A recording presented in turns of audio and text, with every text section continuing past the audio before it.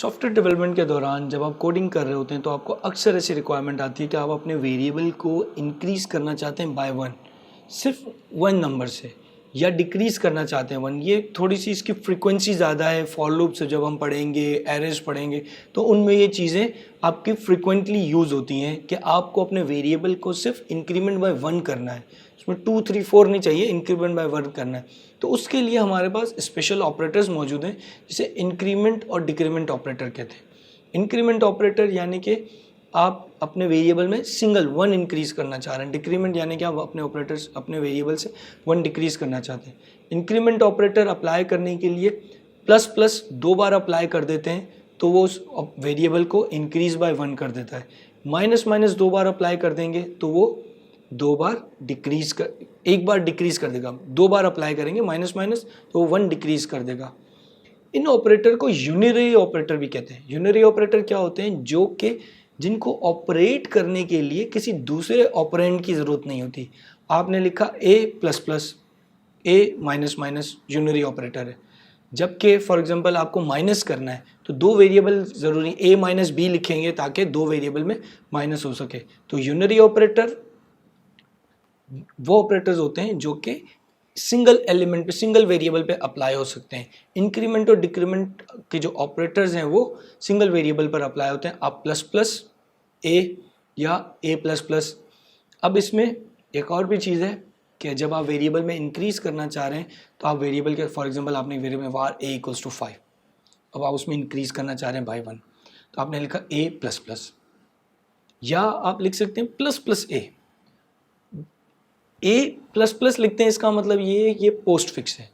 और plus plus अगर आप पहले लिख दें तो ये इसका मतलब है प्रीफिक्स है। क्या हम इंक्रीज़ और डिक्रीज़ अपने एग्जिस्टिंग प्लस और माइनस के ऑपरेटर से नहीं कर सकते? बिल्कुल कर सकते हैं। हम var a इक्वल्स, जैसे कि आप यहाँ देख सकते हैं var a equals to 12, a equals to a plus 1, a equals to a minus 1, ये भी हो सकता है। या फिर var b equals to 12, b plus equals to 1, b minus equals to 1, ये भी आपको वन इंक्रीज या डिक्रीज करके देगा। तो फिर इंक्रीमेंट डिक्रीमेंट ऑपरेटर में क्या फ़र्क है? यहाँ पर आपको इन ऑपरेटर्स में आपके पास क्या बेनिफिट है या नुकसान है कि आप एक के बजाय इस यहाँ पे 5 भी लिख सकते हैं, यानी कि प्लस 5 कर दो, माइनस 5 कर दो, प्लस 10 कर दो, प्लस 20 कर दो। ये ऑपरेटर्स आप वहाँ पे अप्लाई करें। इंक्रीमेंट और डिक्रीमेंट ऑपरेटर सिर्फ सिंगल इंक्रीज और सिंगल डिक्रीज के लिए अप्लाई होते हैं। इस एग्जाम्पल में आप देखें, एक वेरिएबल है var age इक्वल्स टू 12। अब आपने अप्लाई किया प्लस प्लस एज, तो ये एज को इंक्रीज कर देगा और एज हो जाएगी 13। फिर आपने माइनस माइनस एज लिखा तो एज डिक्रीज हो जाएगी।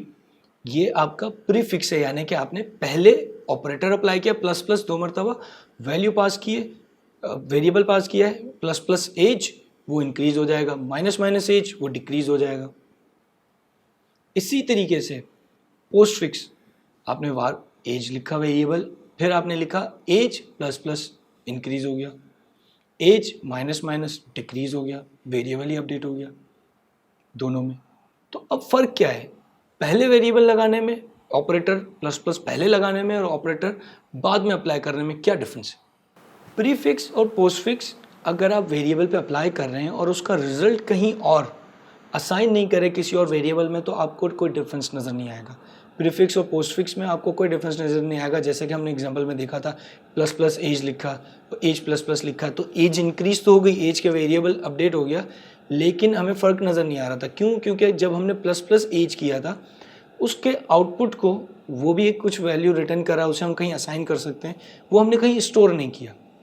जब हमने स्टोर नहीं किया तो इस वजह से हमें कोई डिफरेंस नज़र नहीं आ रहा। अगर आप इसको इस तरीके से करें, var age equals to 12, var b equals to plus plus age, या b equals to age plus plus, अब डिफरेंस है।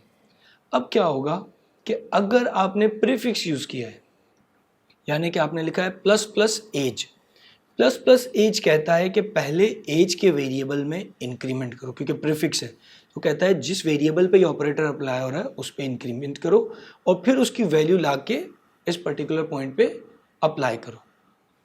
पोस्ट फिक्स क्या कहता है?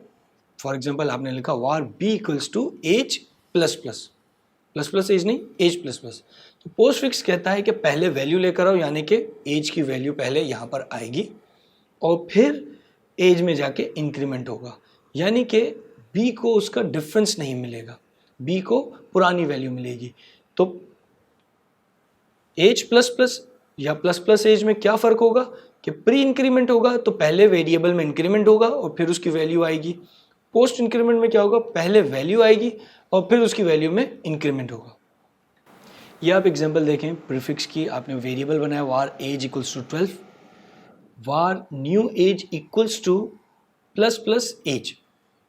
जब आपने एज और न्यू एज को प्रिंट करवाया दोनों में 13 आ रहा है, क्योंकि आपने पहले प्लस प्लस लगाया है तो पहले एज का वेरिएबल अपडेट हुआ, उसकी वैल्यू आई और वो स्टोर हो गई न्यू एज में, तो दोनों में 13 है।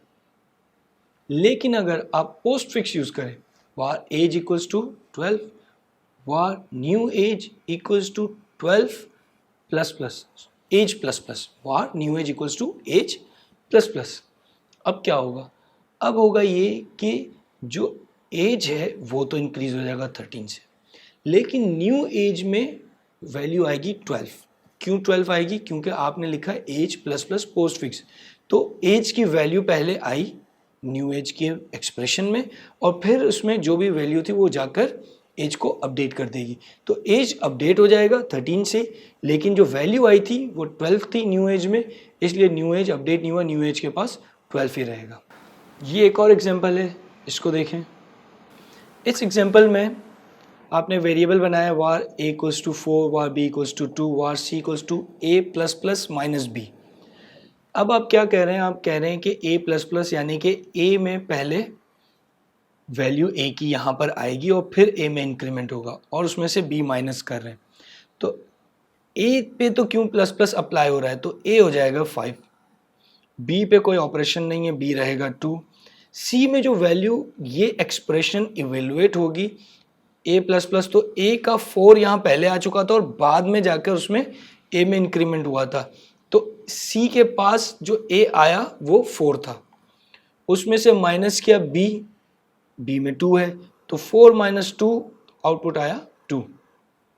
इसी तरीके से एक और एग्जांपल है, a equals to 4, b equals to 2, c equals to plus plus a plus b।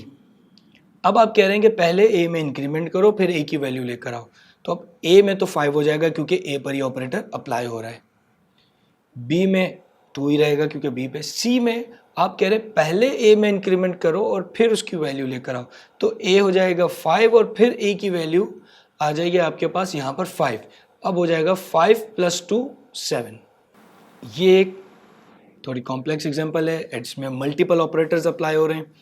यहाँ पर आपके पास है var a equals to 4, var b equals to 3, var c equals to a plus plus plus minus minus b minus minus minus a।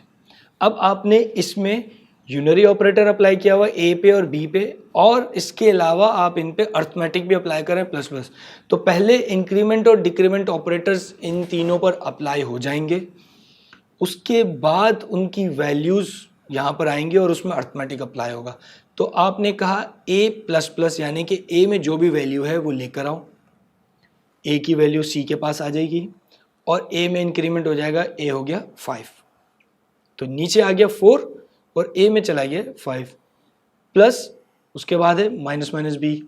अब ये जो minus minus b है ये कह रहा है पहले b में डिक्रीमेंट करो और फिर b की वैल्यू लेकर आओ, तो b में डिक्रीमेंट का मतलब है b हो जाएगा 2 और b की वैल्यू आ जाएगी यहाँ पर 2, a में 4 था प्लस 2 आ गया माइनस, अब है फिर माइनस माइनस a।